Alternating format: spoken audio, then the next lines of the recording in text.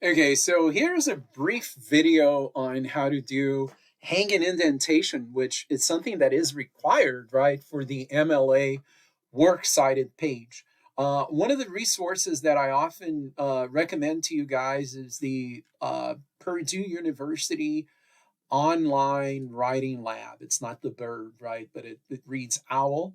Okay. So among the rules, right, there are quite a few.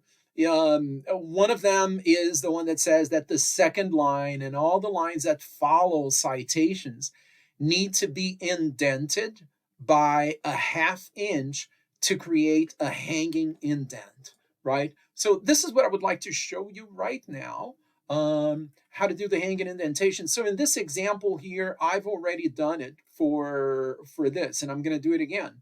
Look at this. You highlight everything, right? And then this is on Microsoft Word, right? You would go to the paragraph box, you would open it up, and then you're going to select special indentation, and you want a hanging indentation, and it defaults to a half inch, right? When you click OK, it does it by itself, and ta-da, it's done. That's all, okay? That's how you do the hanging indentation.